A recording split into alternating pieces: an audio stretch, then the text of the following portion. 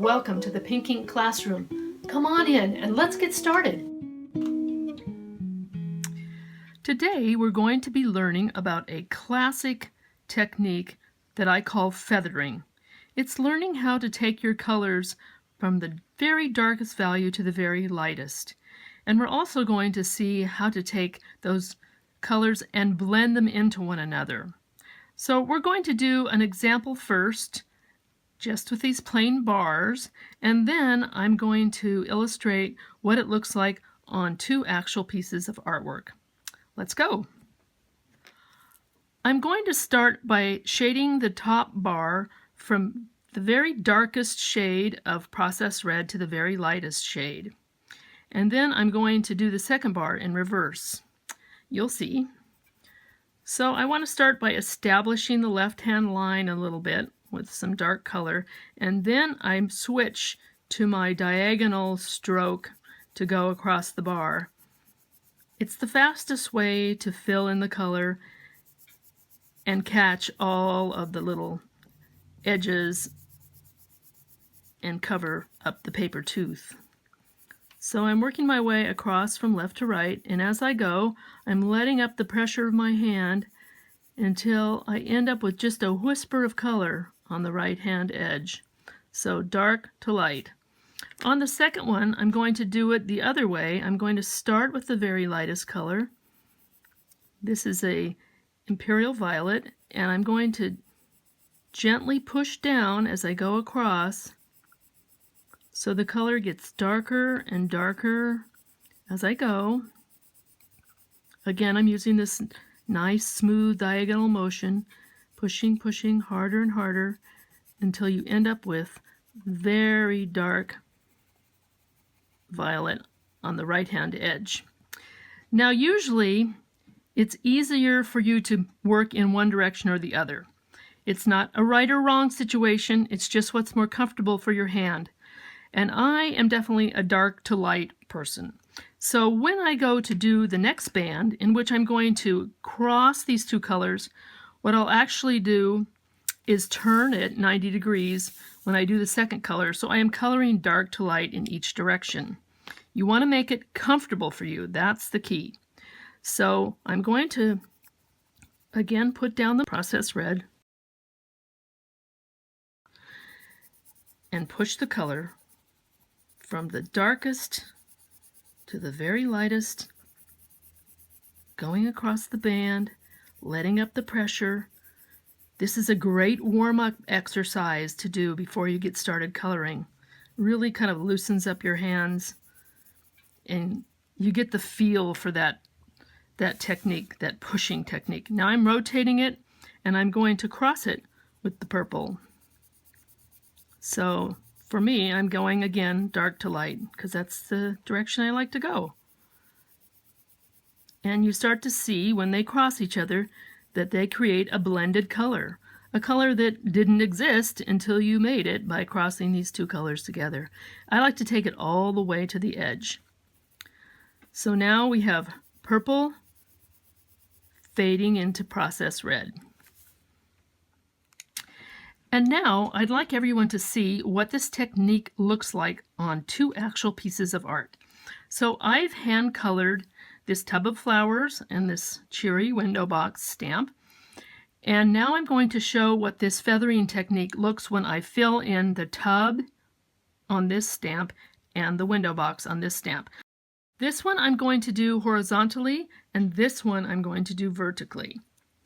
So the first one I'm going to use carmine red and orange. So I'm going to tilt it just slightly so I get that diagonal stroke, and I'm going to start coloring across the tub. I want to emphasize the shading underneath the little lip of the tub first, nice dark stroke, and then I'm going to pull that color out just like I did before, but this time horizontally across the band that forms the tub. I have to kind of do it in 3 swashes here, but it's the same motion.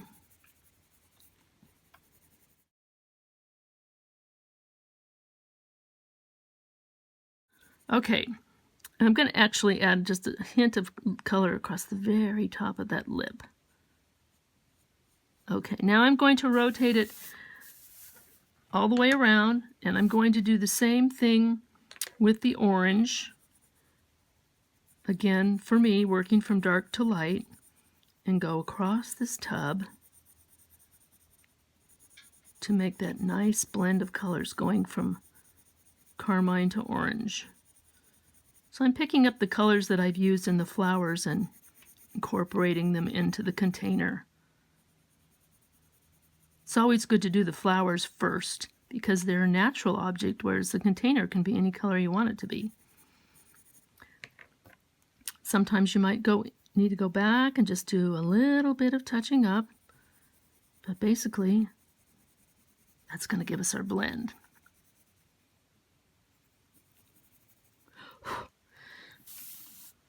Okay, now we're going to change color palettes and do this one, the window box, in aquamarine and true green. I like to put the aquamarine next to the green of the flowers to create a little more contrast. And what we're getting this time, we have a little foundation we have to make first in these scallops of the darkest color.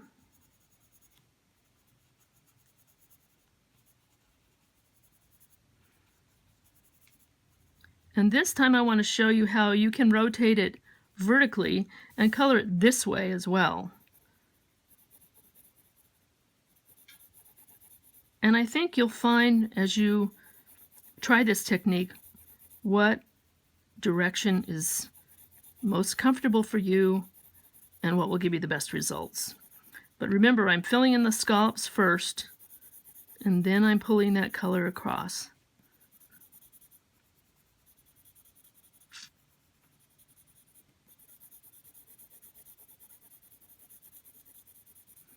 You want to make sure the color goes all the way to the opposite edge so it looks finished.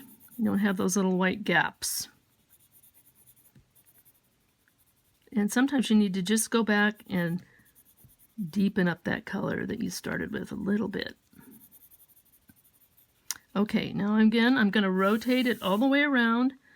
So I'm going from dark to light, and I'm going to put that nice true green in across the bottom and push the color up into the aqua, letting up the pressure of my hand as I go so you get that really nice blend.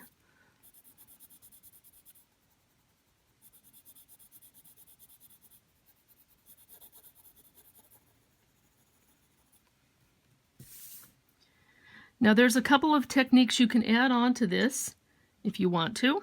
You could use your eraser and you could pick up a little color in the middle to create a little bit of a highlight across that nice tub.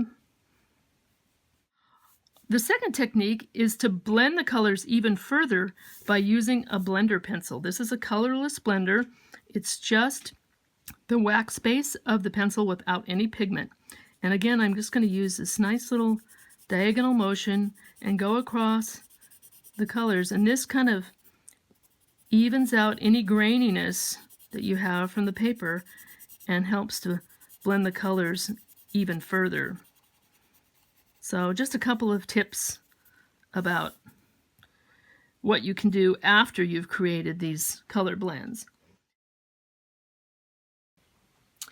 So here are two finished examples with hand-done artwork showing how the feathering technique is incorporated into an actual stamp, where we use two colors going from light to dark to create this wonderful effect.